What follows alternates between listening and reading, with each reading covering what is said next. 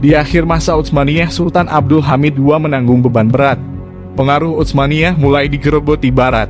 Belum lagi persoalan internal di wilayah Utsmaniyah. Meski demikian, harismatik kepemimpinan Sultan Abdul Hamid II yang memerintah pada 31 Agustus 1876 hingga 27 April 1909 membawa angin perubahan pada Utsmaniyah. Banyak pembangunan yang dilakukan seperti perbaikan infrastruktur maupun pendidikan. Pendidikan agama Islam dibuat secara intensif di mana sekolah Islam atau pesantren.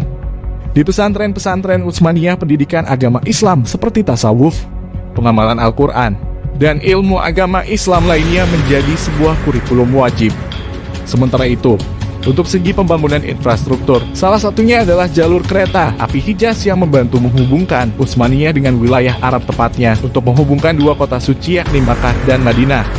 Keberadaan jalur kereta ini memudahkan jamaah haji berangkat haji. Sultan Abdul Hamid II juga membangun rel kereta yang menghubungkan Istanbul dan Berlin. Sebelumnya jarak Istanbul menuju Berlin membutuhkan waktu 5 hari. Kehadiran jalur baru itu jarak tempuh dipangkas menjadi 3 hari saja. Sang Sultan pun juga menjaga keberagaman di wilayah Utsmaniyah. Kebebasan beragama dijaga. Di bawah kekhilafahan kita, siapapun bebas beraktivitas di masjid manapun dan gereja terbesar pun ada bagi siapa saja, ucapnya ketika para mahasiswa menuntut kebebasan sebagaimana dikutip dari serial televisi Turki Payitaht Abdul Hamid II. Abdul Hamid II lahir pada tanggal 21 September 1842. Beliau adalah putra dari Sultan Abdul Majid.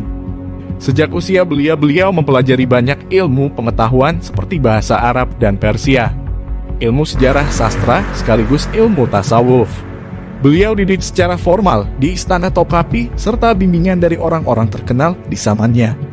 Selain mempelajari ilmu pengetahuan umum, beliau juga mempelajari beragam ilmu olahraga seperti bermain pedang dan menembak senjata api.